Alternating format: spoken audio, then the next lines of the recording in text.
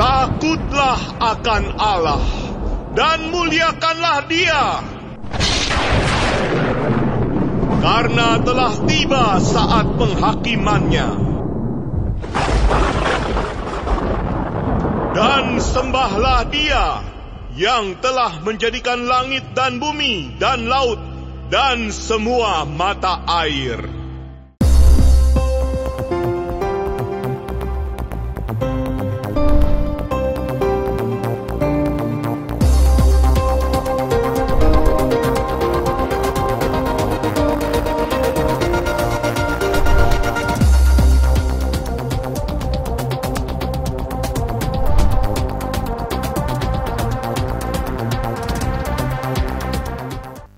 Shalom, salam sejahtera untuk kita semua. Kembali lagi bersama dengan kami di channel God Saves Me Ministry. Di video kali ini kita akan mempelajari kembali pelajaran sekolah Sabat, pelajaran yang kedua di Sabat tanggal 9 Juli 2022. Namun sebelum itu, mari kita tunduk kepala, kita berdoa. Bapa di surga, terpujilah namamu. Terima kasih banyak untuk berkat-Mu kepada kami sampai pada saat ini. Kami siap untuk mempelajari firman-Mu melalui pelajaran sekolah Sabat. Berkati kami, di dalam nama Yesus Kristus kami sudah berdoa dan mengucap syukur. Amin. Judul pelajaran sekolah Sabat kita pada saat ini adalah Cawan Lebur yang Datang. Saudara-saudaraku yang diberkati oleh Tuhan, cawan lebur adalah suatu wadah yang digunakan untuk melelehkan suatu zat yang memerlukan tingkat panas yang tinggi. Contohnya emas. Ini juga mengacu pada ujian berat atau tempat atau situasi yang dapat menyebabkan perubahan pada seseorang atau karakter mereka. Tidak semua cawan lebur adalah sama atau memiliki sumber yang sama. Mari kita pelajari jenis cawan lebur yang dihadapi oleh orang percaya. Pada pelajaran kali ini kita akan mempelajari yang pertama cawan lebur dari orang Kristen dalam 1 Petrus pasal 4 ayat 12-19, dan yang kedua cawan lebur setan 1 Petrus 5 ayat 8-11, yang ketiga cawan lebur dosa Roma 1 ayat 18-32, dan cawan lebur untuk keselamatan dalam Yeremia 9 ayat 7-16. Kemudian cawan lebur untuk perlindungan 2 Korintus 12 ayat 7-10. Mari kita lihat bagian yang pertama, cawan lebur orang Kristen. Seperti apakah itu? 1 Petrus 4 ayat 12 katakan, saudara-saudara yang kekasih, janganlah kamu heran akan nyala api siksaan yang datang kepadamu sebagai ujian, seolah-olah ada sesuatu yang luar biasa terjadi atas kamu. Bapak Ibu saudara-saudaraku sekalian, mengikuti Kristus pasti menghadapi berbagai kesulitan juga.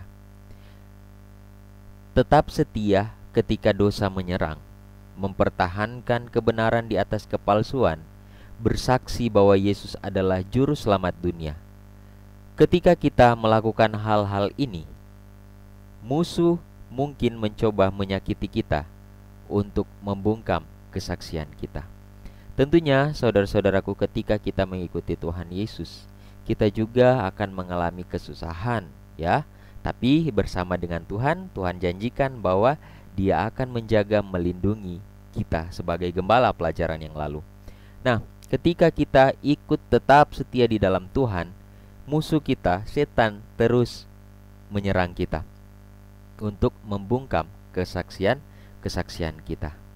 Dan pengalaman penderitaan bagi iman kita ini dapat dianggap sebagai proses peleburan, proses dari cawan lebur.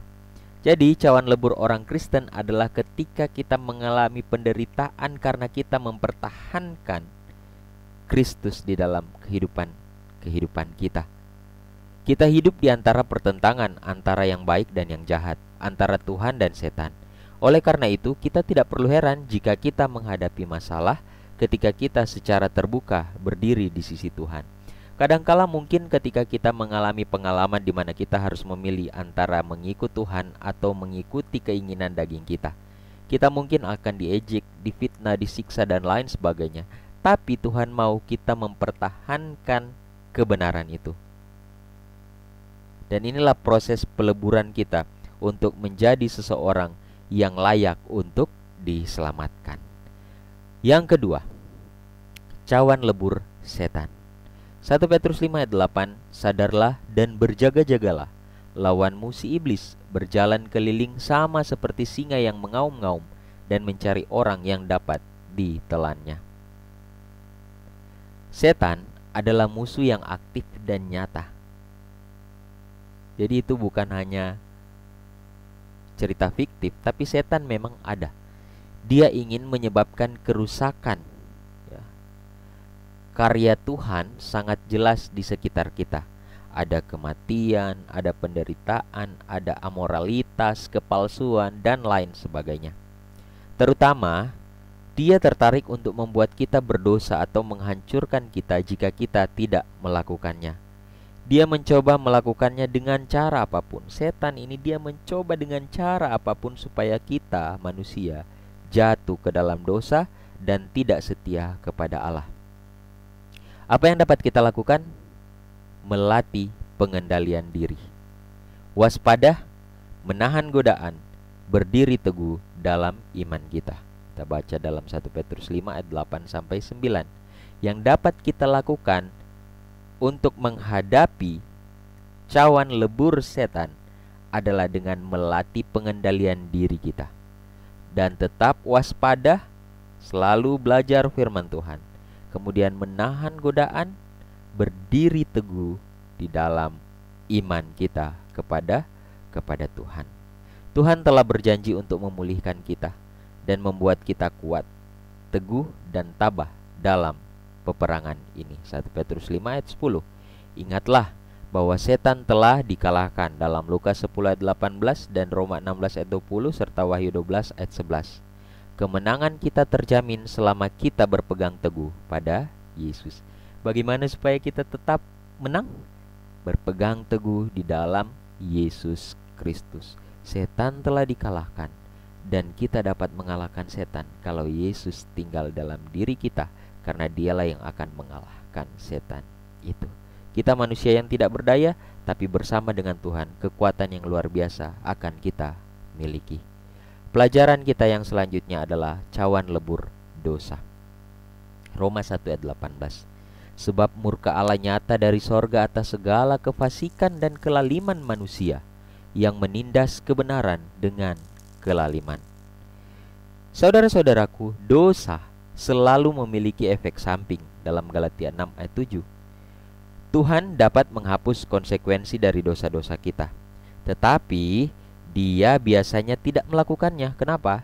Sehingga kita dapat memahami betapa berbahaya dan menjijikkan dosa-dosa kita. Sebenarnya kalau mau diikuti Tuhan bisa saja, tapi Dia tidak mau. Dia mau supaya kita tahu bahwa dosa ini sangat berbahaya dan menjijikkan.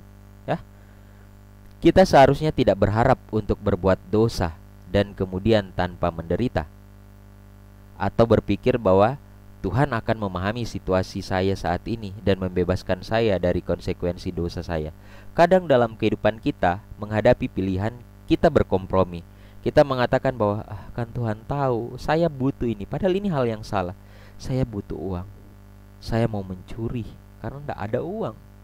Gak ada yang bisa bantu saya selain saya mengambil uang itu. Wah, ini hal yang keliru, ya. Melanggar hukum moral dan kesehatan. Kadangkala juga dalam kehidupan kita akan ini untuk pelayanan, jadi melayani saja tanpa memikirkan kesehatan kita. Ingat, itu kesalahan juga. Melanggar hukum moral, ya, dan hukum kesehatan membawa penderitaan, wadah lebur yang dipaksakan sendiri. Kadangkala kita mungkin mengatakan bahwa saya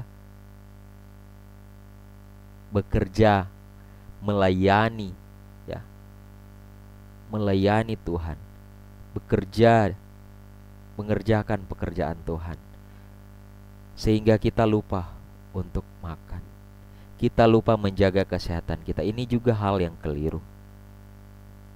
Kita berpikir bahwa hukum kesehatan tidak lagi kita pakai. Ingat, ketika kita melanggar hukum moral, dan melanggar kesehatan, itu akan membawa penderitaan. Untuk itu, mari kita harus tetap mengerti, mengetahui, dan melakukan segalanya seimbang. Roma 1 ayat 21-32 menjelaskan proses dosa. Yang pertama, kita berhenti memikirkan Tuhan di ayat 21 ya. Proses dosa adalah yang pertama kita berhenti memikirkan Tuhan. Kemudian kita mempercayai kebijaksanaan kita sendiri. Kita merasa bahwa kita bisa, kita yang lebih benar ya. Ini proses dari dosa. Kemudian kita menyembah hal-hal duniawi ya, ayat 23. Apalagi Tuhan membiarkan kita mengikuti jalan kita sendiri, ayat 28. Dan pada akhirnya dosa itu muncul. Saudara-saudaraku, jangan pernah kita coba berhenti memikirkan Tuhan. Itulah sebabnya dalam kitab Matius pasal 6 ayat 33, tetapi carilah dahulu kerajaan Allah, pikirkan dahulu Tuhan. Karena proses dosa adalah awalnya ketika kita berhenti memikirkan Tuhan. Selanjutnya adalah cawan lebur untuk keselamatan. Yeremia 9 ayat 7, sebab itu beginilah firman Tuhan semesta alam, sesungguhnya aku mau melebur dan menguji mereka, sebab apakah lagi yang dapat kulakukan terhadap putri umatku?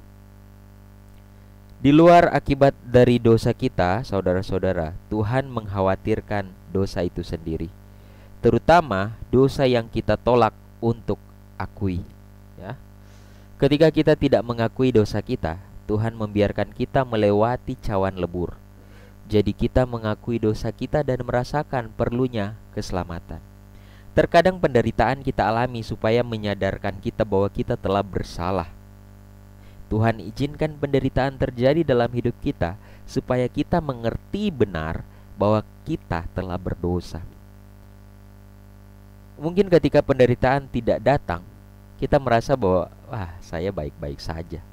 Kita tidak merasa bahwa kita melakukan dosa. Tapi dengan penderitaan, kebanyakan kita akan menyadari bahwa kita telah melakukan kesalahan.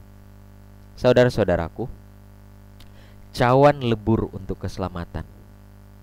Cawan lebur dimulai ketika Tuhan membuat kita memusatkan perhatian kita pada dosa kita.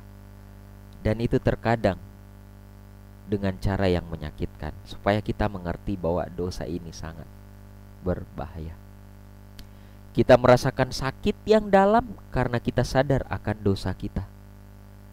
Dan prosesnya menjadi lebih berat karena kita harus memutuskan untuk berhenti dari dosa yang kita pelihara. Siapa bilang berbuat dosa tidak enak? Enak, namanya dosa. Tapi ingat, akibatnya ialah kematian kekal.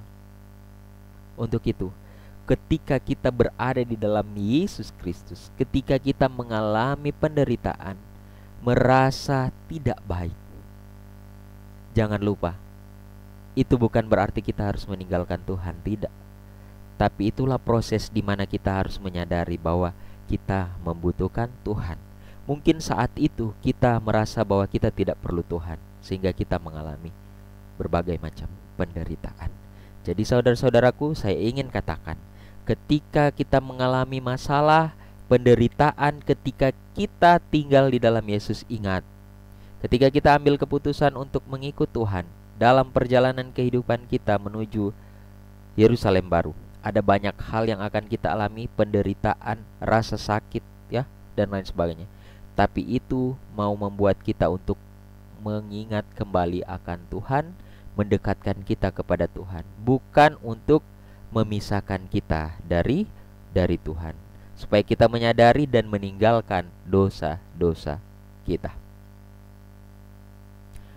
Dan bagian yang terakhir, cawan lebur untuk perlindungan. 2 Korintus 12 ayat 7.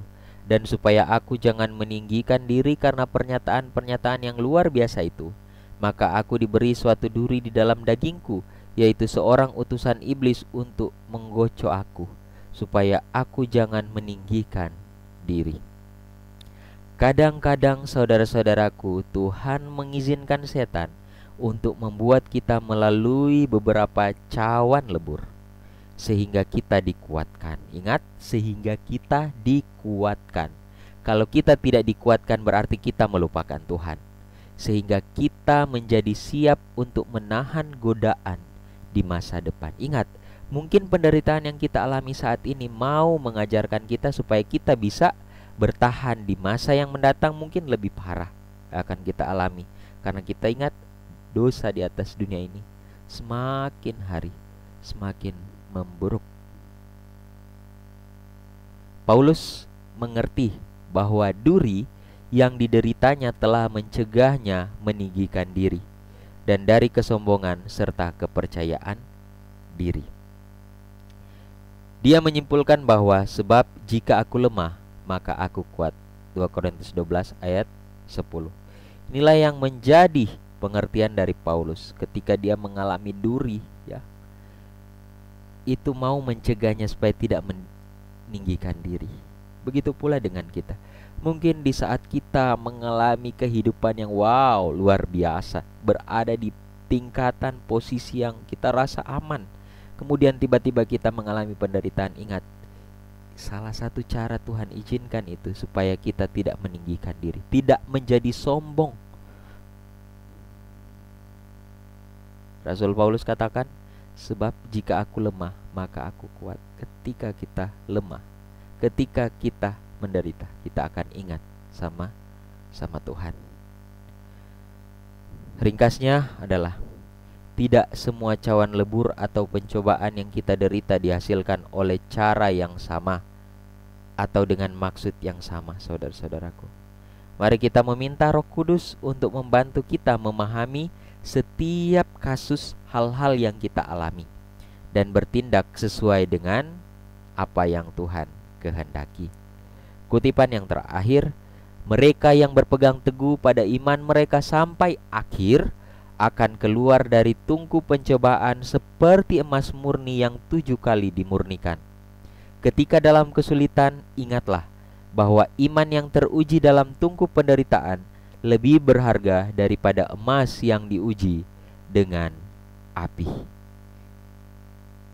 Luar biasa pelajaran sekolah sahabat kita saat ini. Saudara-saudaraku, ingat, hal-hal yang kita alami di atas dunia ini mau mengajarkan kita untuk selalu mengingat akan Tuhan saja. Dan ketika kita tetap bertahan di dalam Tuhan, maka kita akan menjadi pribadi yang teruji, sama seperti emas yang diuji dengan api. Dan katanya apa? Murni 7 kali dimurnikan. Luar biasa. Kiranya lewat pelajaran sekolah sahabat ini boleh menjadi berkat bagi kita semua, dan semoga kita bisa menjalani setiap kehidupan kita di dalam Tuhan dengan penuh sukacita, tetap bersandar di dalam Tuhan. Tuhan kiranya akan selalu memberkati kita semua. Amin.